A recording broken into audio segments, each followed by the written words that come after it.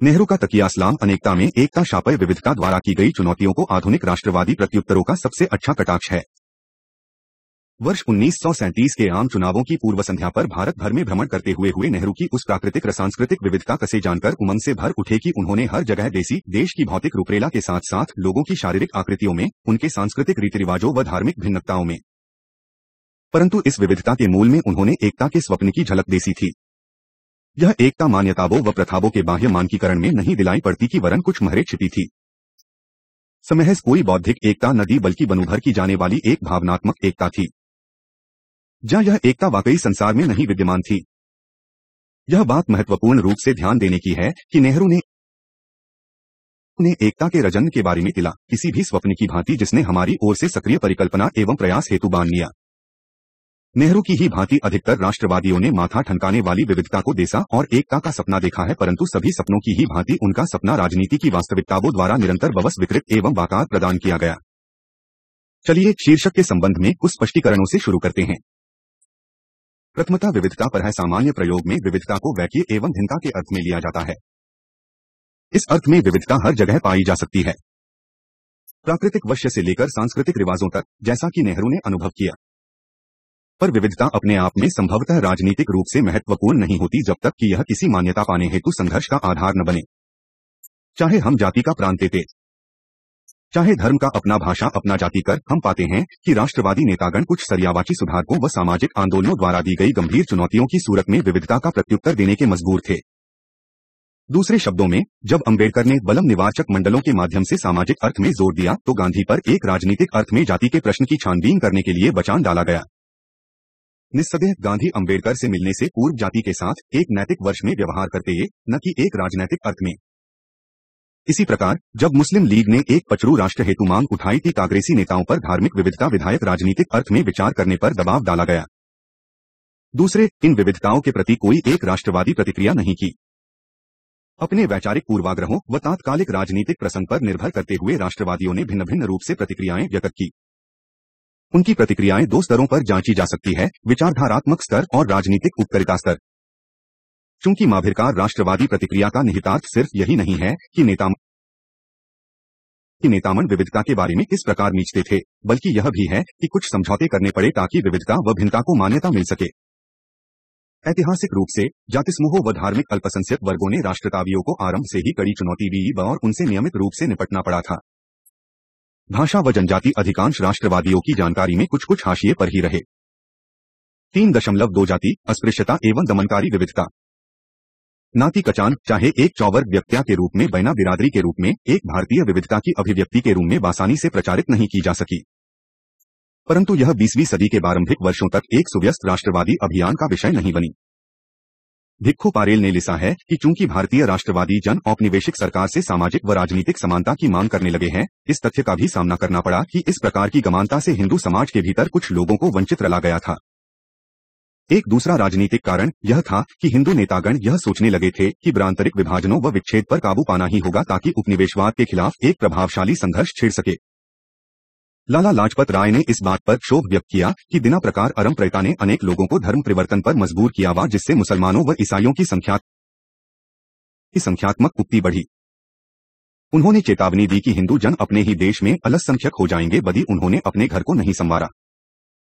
इस प्रकार अस्य प्रयता धीमे परंतु निश्चित रूप से एक अर्मनाक विषय बन गई, यथा हिंदू धर्मज्ञान पर कब्बा जो थिया नाना था। इस विषय पर व्यापक सहमति के बावजूद कांग्रेस ने अस इतलाकी निदा में एक भी प्रस्तावना पारित नहीं किया, खासकर 1917 तक मौलिक सुबाछूत के कारण। वैचारिक रूप से हिंदू राष्ट्रवादियों ने अरब-तियत्ता की तीली आलोचना के लिए विभिन्न बौद्धिक सीटों पर ध्यान खींचा। कुछ ने यह तर्क देने के लिए हिंदू धर्म ग्रंथों का सहारा लिया कि इस प्रथा का कोई धार्मिक आधार नहीं है, परंतु हिंदू बक्तरनों को नहीं नहा जा सकता था कि ने इस प्रथा के असंदिग्ध रूप से विरोध में हैं। दूसरों ने यूरोपीय उदारवादी स्रोतों के अनुसरण का मार्ग चुना और इस प्रथा को एक अमानवीय एवं अनुचित विरासत के रूप में देला जो अपनी सबसे अच्छी दशा के पीछे छोड़ दी गई थी। नेहरू ने उदारवासी विरोध जताया जब उन्होंने बात किया कि जाति पहचान कुछ समूहों के मुख्य धारा से निष्कासन एवं वमन की ओर प्रवृत्त करती है और सभी में योग्य एवं उत्कृष्टता के अनुशीलन को हतोत्साहित करती है।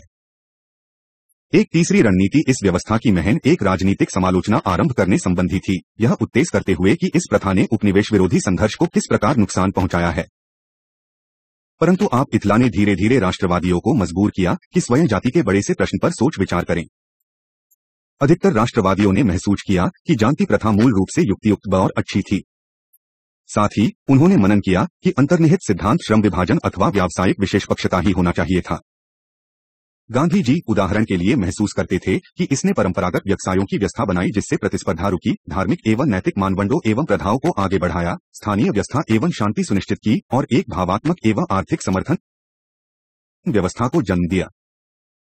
इस प्रकार पद्धति वर्चा सिद्धांततः युक्तिपर भी मानवीय तीव्र एवं स्वार्थ ने इसको दूषित कर दिया और तक अपभ्रष्ट हो गई। अब क्या करते? उदारतावियों को उम्मीद थी कि जाति धीरे धीरे समाप्त हो जाएगी और बुता दी जाएगी। परंपरावादी लोगों को जी एक ऐसी गैर पदानुक्रमित जाति व्यवस्था को सही ठहराते थे जहां व्यावसायिक प्रशिक्षण विविध स्वाभाविक अभिक्षमताओं पर आधारित ही बड़े पापड़ बेलने पड़े। इस दृष्टिकोण की सर्वाधिक उच्छेद आलोचना अंबेडकर ने शुरू की, यह दावा करते हुए कि जाति हिंदू राय का एक अभिन्न हिस्सा है। दूसरे, यह लोगों को जन्म के आधार पर श्रेष्ठ अवना निकृष्ट के रूप में बांटने के विषय में कुछ भी मुक्तिपरक अथवा नैतिक वृष्टि से सही नहीं है। तीसरे, अस्पृश्यता जाति प्रथा का एक अभिन्न हिस्सा है। और चौथे, इनमें से किसी को भी आसानी से नहीं मुधारा जा सकता, बातें स्वयं धर्म में ही कोई बड़ा फैरवत न हो। उन्होंने याद बिताया कि शंकर अथवा रामानुज जैसे प्रबुद्ध संतों और मनीषियों तक ने कभी सामाजिक असमानता की आलोचना नहीं की, सिर्फ ईश्वर के समक्ष असमानता की निंदा की। अंबेडकर का जीजान से इस प्रश्न को हल करने का प्रयास और उनका अंततः हिंदू जात से पलायन इस संबंध में प्रभावकारी है। गांधी जी ने स्वयं बारंबार जाति एवं पदानुक्रम, जाति एवं सुवासूत के बीच भेद करने का प्रयास किया और अंततः निष्कर्ष निकाला कि जाति को चले जाना ही होगा। लेकिन तब यह संदेह योग्य है कि नया गांधी जी ने अपनी सूद की गतिविधियों में उच्च जाति पूर्वाग्रहों पर पूरी तरह से विजय पाती थी। जैसा कि दिलीप मेनन तिलते हैं, अपनी जीवेंद्रम यात्रा के विषय में गांधीजी के भाषण सफाई एवं शराब जैसी बुराइयों से परहेज रखने हेतु निचली जातियों से की गई अपीलों से अटे पड़े हैं। उत्तर भारत में मुद्दी सभा की लंबे समय तक चलती रही। एक तरह से सफाई पर यह जोर शुद्धता एवं प्रदूषण नाली ब्राह्मणवादी सनक पर ध्यान सींचता है। निस्संदेह गांधी जी जीवेंद्रम के उन कहिताची नंबूदरी पंडितों के मुकाबले अधिक प्रगतिशील चेजो नहीं चाहते ये कि असूत जन भी उन्हीं के रास्तों पर प्रयोग करें। परंतु गांधी जी ने सुवासूत को मुख्य रूप से हिंदू जाति के एक पाप के रूप में देखा जिसके लिए उन्हें प्रायश्चित करना होगा। यही कारण है कि उन्होंने अपने हरिजन उत्थान कार्यक्रम में हिंदू नाती को शामिल किया, न कि सुप्रासूत की। भीलू पारेस ने लिखा है कि गांधी जी ने एक राजनीति स्तर तक किसी नैतिक एवं धार्मिक व्यायाम से परे कभी भी जाति के प्राण को नहीं उठाया। यह बात 1932 के पूना बंशन में पयन निर्वाचक मंडलों हेतु उनके विरोध में बिल्कुल स्पष्ट दिखाई पड़ती है। नातीवादी प्रगलियां राष्ट्रवादी आंदोलन में अन्य स्तरों पर भी बनी रही। प्रभजीत सुहा ने हमें इस तथ्य से सावधान किया है कि अनेक गांवों में जिन्होंने स्वदेशी अथवा असामयिक आंदोलनों में भाग नहीं लिया, सामाजिक बहिष्कार मिलना पड़ा। यहां तक कि जब राष्ट्रवादी लोग एक सैद्धांतिक स्तर पर जाति को सोड़ते जा रहे, वे व्यावहारिक रूप में जाति अनुमोदनों पर ही निर्भर रहे। यदि किसी ने लिवरपूट नमक का प्रयोग किया तो सामाजिक बहिष्कार का सहारा लिया जाता, अथवा यदि कोई व्यक्ति स्वदेशी आंदोलन में शामिल नहीं होता तो जैसे नाई या धोबी की सेवाओं से वंचित कर दिया जाता और इन पेशेवर लोगों की सेवाधों के बिना किसी हिंदू को अशुद्ध ही बताया जाता। दूसरे शब्दों में, जबकि एक स्तर पर जाति की अस्वीकार किया जा रहा या तो दूसरे पर उसे मजबूत किया जा रखा था। राष्ट्रवादी संलाप में पैतप्रवादी स्वर ने इस तथ्य को मुठला दिया है कि राष्ट्रीय आंदोलन के दौरान तथाकथित निम्न जातियों अपना हक विभिन्न स्तरों पर कायम कर रही थी। दक्षिण में ईवी रामास्वामी नैकर, जिनको बाद में पेरवर या बड़ा अश्वमी के रूप में जाना गया, ने गैर ब्राह्मणवादी आंदोलन को उग्रवादी और वामपंथी विलाओं में मोड़ दिया। इस आंदोलन में बड़ी संख्या में लोग मंदिर प्रवेश, शादियां संपन्न कराने वाले पुजारियों वादी को अस्वीकार करते न रहे थे। कई बार नीचे से उठे आंदोलनों में राष्ट्रीय आंदोलन की दूसरी दिशा में मोड़ने का प्रयास किया और उसे तेज किया। इन सामियों के बावजूद संवैधानिक समझौते में बहा की गई है कि राजनीतिक प्रतिनिधित्व बढ़ाने के लिए रचे गए विशेष प्रावधानों के माध्यम से अनुसूचित जातियां व अन्य पिछड़े वर्ग सशक्त होंगे तथा उनके आर्थिक व रोजगार के अवसर बढ़ेंगे। अनुच्छेद 17 ने अस्पृश्यता का निवारण किया, जबकि अनुच्छेद 1519 लाति समूहों के लिए विशेष प्रावधान रचे जाने हेतु सुस्पष्ट है। संरक्षणों के कामकाज को देखने के लिए और संसद को रिपोर्ट देने के लिए एक राष्ट्रीय बायोम होगा। 3.3 धार्मिक विविधता बनाम संप्रदायवाद। भारतीय राष्ट्रवादियों को भारतीय प्रसंग में धर्मों के भीतर व उनके बीच विविधताओं व भिन्नताओं का सामना करना पड़ा। अधिकांश राष्ट्रवादियों ने, चाहे वो तितक जैसे हिंदू पुनर्जागरणवादी रहे हो अथवा नेहरू जैसे उदारवादी, एक धर्म अवना भाषा पर आधारित किसी बहुमतवादी शासन संबंधी विचार को स्पष्ट रूप से ठुकरा दिया। धरातल पर रहकर उन्होंने किसी एकल धार्मिक पहचान के शब्दों में राष्ट्र का विचार अपने से दूर ही रसा। एक आम स्तर पर धार्मिक विविधता अपने आप में कोई समस्या नहीं थी, सतुतः उसको भारतीय अधिक सतर्क रूप से हिंदू सहिष्णुता की एक अनिली अभिव्यक्ति के रूप में दिल में रचा जाता था। परंतु संप्रदायवाद यवा एक धार्मिक समुदाय पर स्वयं को आधारित करती, पर वास्तव में हितबद्ध समूह की राजनीति, सत्ता एवं संरक्षण से संबंध रखती एक संकीर्ण सामुदायिक मानसिकता एक ऐसी समस्या थी जिसे अंग्रेजों की फूट वाली शासनकरी नीति द्वारा बहकाया जाता था। परंतु फिर कुछ राष्ट्रवादी जन सांप्रदायिक सोच से ऊपर उठने और धर्मों के भीतर और उनके बीच विविधता को बचा रखने में सफल रहे। तितक जैसे हिंदू पुनर्जागरणवादियों ने हिंदुताप के भीतर विविधता को कुछ अब तक हिंदू एकता बाधक के रूप में लिया। सांप्रदायिक पूर्वाग्रहों को हिंदू समुदाय को कमजोर करने वाले तत्वों के रूप में पैसा गया। तिलक ने इतिहास को काफी हद तक विभिन्न धार्मिक समुदायों के बीच एक संघर्ष के रूप में ऐसा। उनका दावा था कि अतीत में बौद्धों ने हिंदूवाद पर प्रहार किया, भविष्य में हिंदूवाद को चुनौती देते ईसाई धर्म का उन्हें पूर्वाभास था। इस सत्रे के खिलाफ हिंदू समुदाय को स्वयं को मजबूत बनाना पड़ा। जिस तरीके से तिलक ने अतीत को देला वह कुछ हद तक भविष्य हेतु उनकी उम्मीदीय शर्तों से बंधा था। उन्होंने यह नहीं बताया कि क्या अतीत में भी रणक्षेत्र उसी प्रकार बेटे वे जैसे कि वर्तमान में, यानी धार्मिक पहचानों व सामुदायिक निष्ठावों के तिहान से। सामाजिक इतिहासकारों ने बताया है कि ये पहचाने अकेले ही संकटपूर्ण घटनाओं को जन्म नहीं देती। इसके अलावा तितक का भातृ दृष्टिकोण जिसमें उन्होंने हिंदुओं को एक अस्थिशाली समुदाय में एकीकृत बेला पर भी नजर डालनी पड़ी। इस प्रकार का दृष्टिकोण किस हद तक हिंदूवाद के भीतर विविधता के प्रति मैत्रीपूर्ण है। अधिकतर राष्ट्रवादियों ने, चाहे वो तिलक रहे हों या राधाकृष्णन, हिंदू को चुनिंदा अद्वैत संबंधी पराभौतिकीय विचारों से प्रभावित किया और आचरण संबंधी बहुपरती विविधता को नकार दिया। कुछ हद तक उन्होंने गीता व उपनिषदों जैसे कुछ मुख्य ग्रंथों का सहारा लिया और हिंदू जाय की विविधता को सामी एक ही जाति समूह के धर्मों की विचारधारा में लाने का प्रयास किया। पचा एक ग्रंथ, एक ईश्वर और आवद एक ही संस्था या चर्च। परिणाम स्वरूप यह बात हिंदूवाद के भीतर परस्पर विरोधी धर्मशास्त्रों से इनकार किए जाने को प्रवृत्त करती है, जिसने विभिन्न ऐतिहासिक मोड़ों पर उसकी उक्ति बढ़ाने में योगदान दिया। इसके अतिरिक्त हिंदुओं को एक समुदाय के भीतर संगठित करने के लिए गणेश व शिवानी उत्सवों को शुरू किए जाने के प्रयास ने बहुमतादी प्रयोजनों के लिए धर्म के राजनीतिक प्रयोग का खतरनाक संभावनाएं मौत दी। विवाह योग्य आप विधेयक, जिसने लड़कियों की विवाह योग्य आयु को 10 से बढ़ाकर 12 करने का प्रयास किया, के विरोध ने भी रूढ़िवादी हिंदुओं को महत्व प्रदान किया। मरियपी तितक स्वयं व्यक्तिगत रूप से मुसलमानों के विरुद्ध नहीं थे और उनके बीच अनेक प्रशंसकों के नायक थे। उन्होंने राजनीति की एक ऐसी शैली का सूत्रबद्ध किया जिसमें एक आक्रामक हिंदू राष्ट्रवाद के चीफ थे। इस काल में भी स्वदेशी असार हिंदू धार्मिकता से जा मिला, हालांकि वे भिन्नतावलंबी थे। स्वदेशी में रवींद्रनाथ टैगोर का प्रवेश और बहिर्गमन संभवतः उस मनोहरता एवं उत्कंठा दोनों की सर्वाधिक वाग्मितापूर्ण अभिव्यंजित है जी इस प्रकार की अराजनीति एवं धार्मिकता के प्रचंड संभोग से अभिप्रेरित थी। इसके विपरीत गांधी जी ने एक ऐसी राष्ट्रवादी प्रतिक्रिया को जन्म दिया जो अपेक्षाकृत अधिक अंतर्भुत और अन्य धर्मों के मुकाबले कम आक्रामक भी। गीता के अलावा उन्होंने अन्य स्रोतों हेतु भी आग्रह किया, जैसे सरमन ऑन द माउंट अहिंसा संबंधी जैन आदर्श और वैष्णवी भक्ति। गांधी जी निरंतर स्वराज या रामराज्य जैसे हिंदू भावों पर आधारित भारतीय राष्ट्र की धारणा करते रहे, परंतु अहिंसक कार्यवाही के आदर्श के माध्यम से उन्होंने उम्मीद की कि वे हठधर्मी आवेग को आकाम हिंदू राष्ट्रवाद में तब्दील होने से बनाकर सही परिणाम पे आएंगे।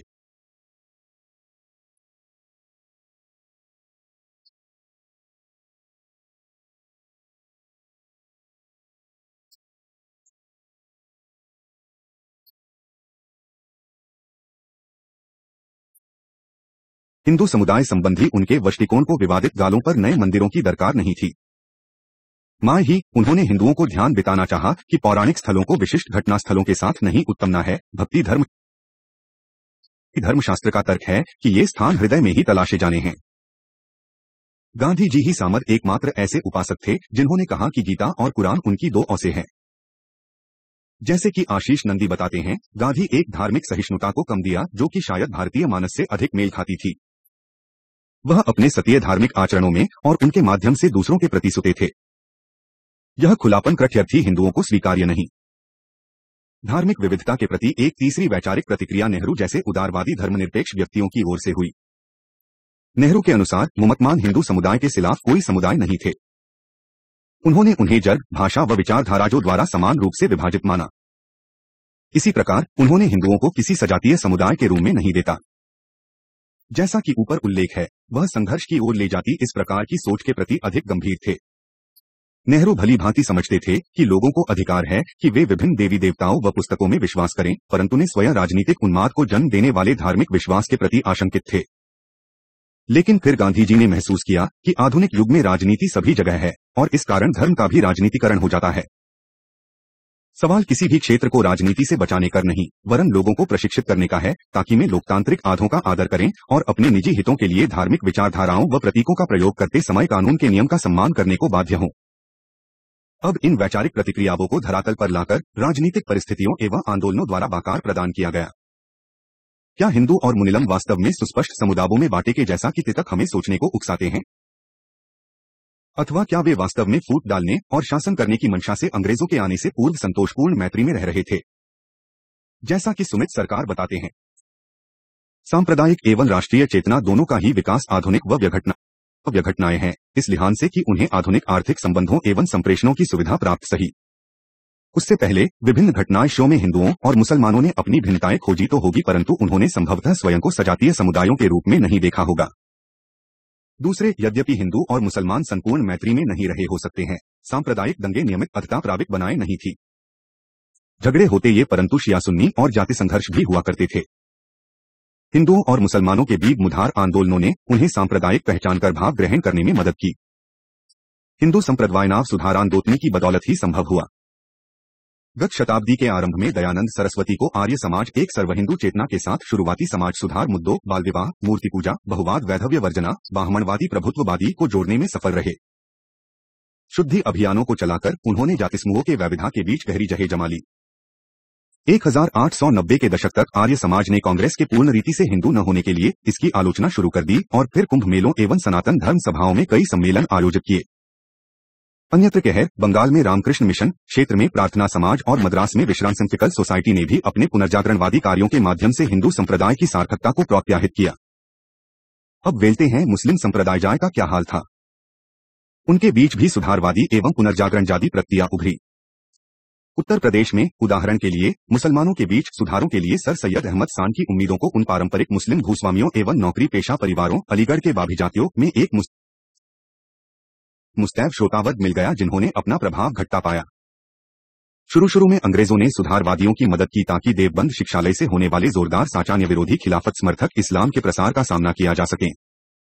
तदोपरांत अंग्रेजों ने यह तर्क देते हुए अलगाववाद को बढ़ाता दिया कि बंगाल विभाजन का अर्थ होगा मुसलमानों के लिए अधिक नौकरियों। मापी स्वदेशी ने कुछ मुसलमानों को आकर्षित तो किया, अंग्रेजों का दुष्प्रचार आंदोलनों से उच्च वर्षों को निकालने में सफल रहा।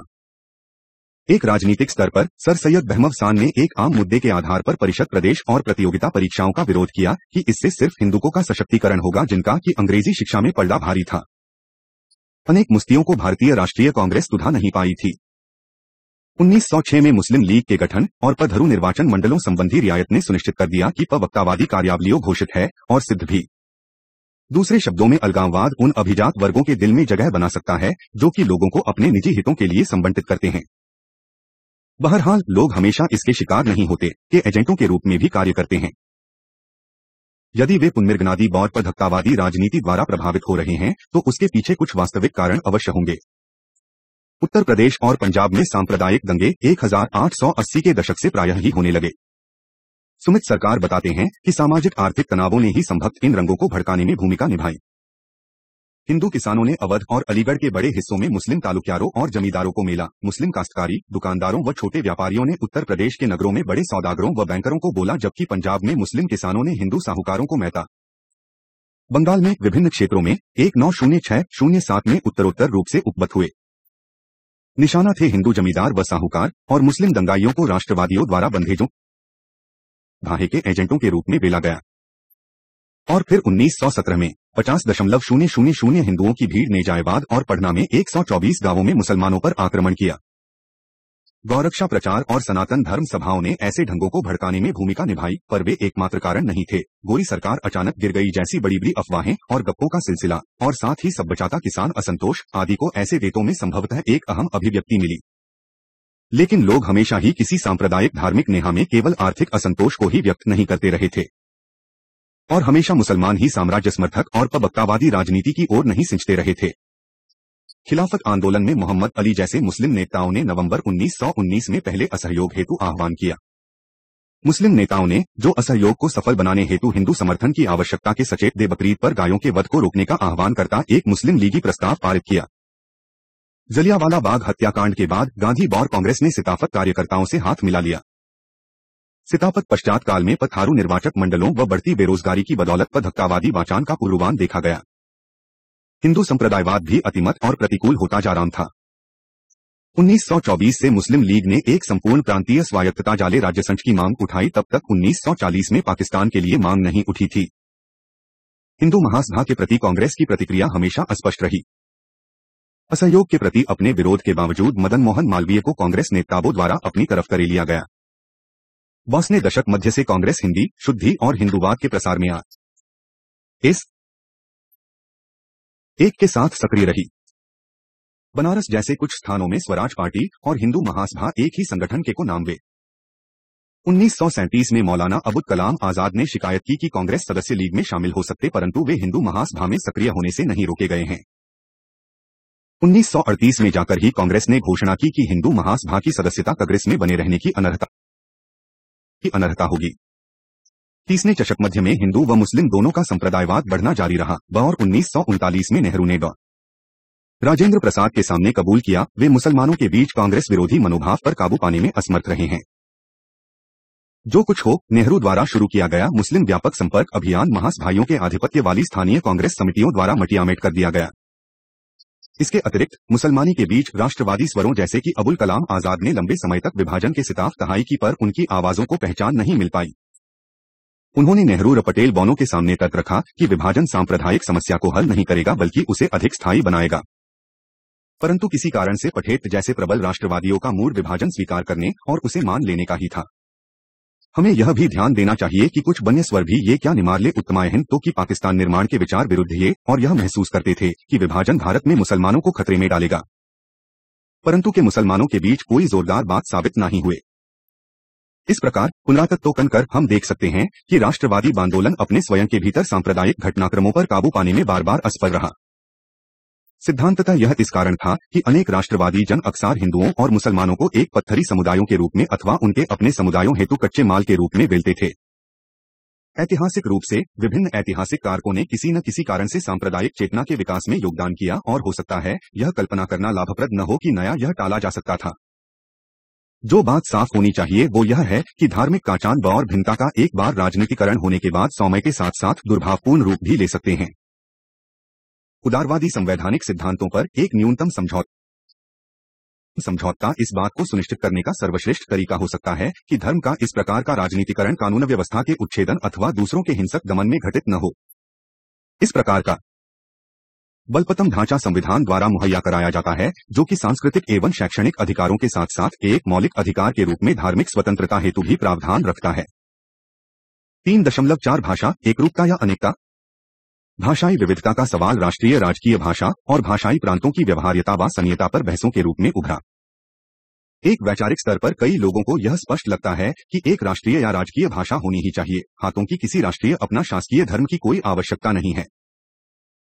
अंग्रेजी को राजकीय भाषा के रूप में जारी रखने के विषय में क्या कहना है? नेहरू तक ने तर्क दिया था कि यह एक विदेशी भाषा है और अपने राष्ट्र के विशाल जनसाधारण द्वारा नहीं मानी जाती, लेकिन उन्होंने अंग्रेजी हटाने के मुद्दे पर नरम रुख अपनाया। आमतौर पर लितक जैसे अनेक राष्ट्रवादियों ने भाषाओं की विविधता को राष्ट्रीय एकता में बाधक बनाया और एक आम भाषा की आवश्यकता पर बल दिया। उन्होंने सुझाव दिया कि सभी उत्तर भारतीय भाषाओं के लिए देवनागरी लिपि प्रयोग की जाए।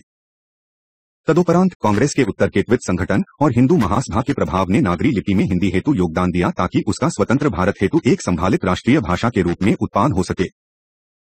गांधी जी भी हिंदी को प्रोत्साहित किए जाने के इच्छुक थे, खासकर दक्षिण में, परंतु इस संबंध में दक्षिण का अनुभव जरा बेहतर था।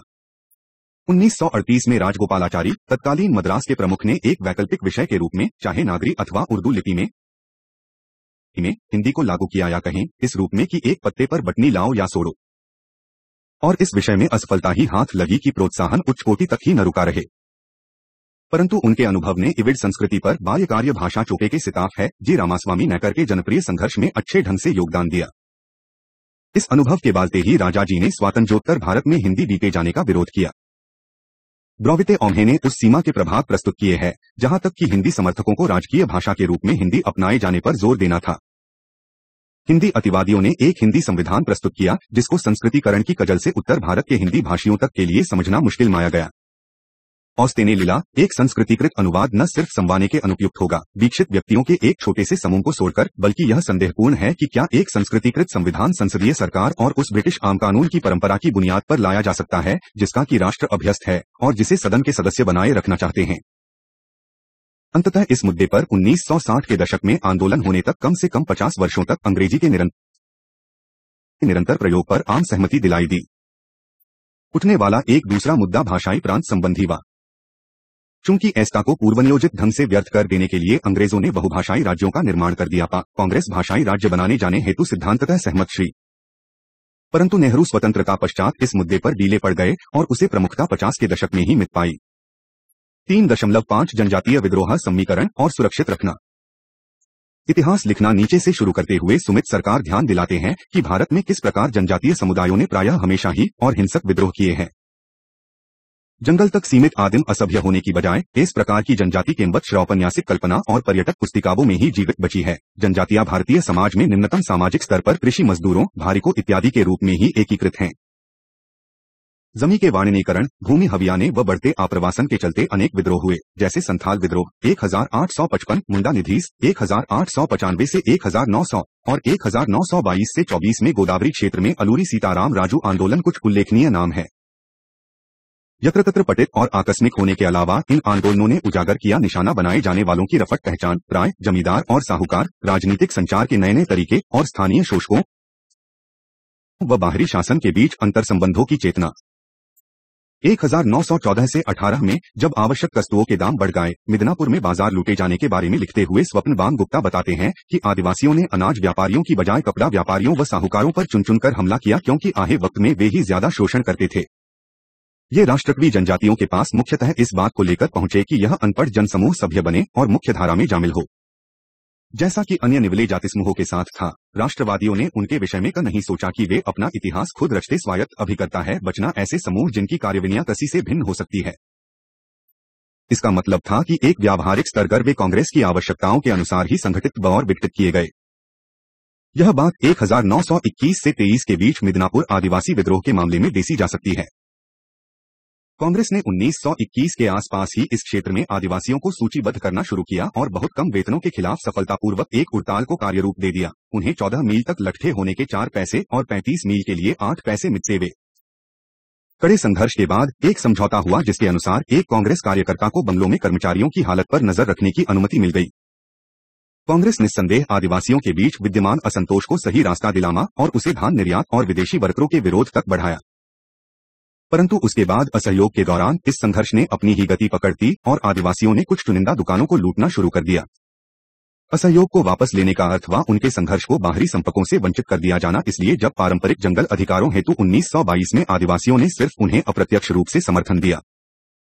उपरोक्त का परिणाम यह हुआ कि आदिवासियों अपना जनजातियों के प्रति कांग्रेस की प्रतिक्रिया की तुलना जाति भेदों के प्रति उसकी प्रतिक्रिया से की गई। जनजातियों को उन्हें अपनी विशिष्ट विश्ववष्टि और मूल्यों के संरक्षकों के रूप में नहीं दिया गया है, उन्हें सभ्य बनाना पड़ा था और मुख्य धारा में लाना पड़ा था। इस प्रकार जब उन्होंने मुख्यों और अधिकारों के लिए अपनी ही फसलकारी पर अभिकर्ताओं के रूप में काम किया जो कि उनके लिए आवश्यक व वे अलगवतलम नजर आए।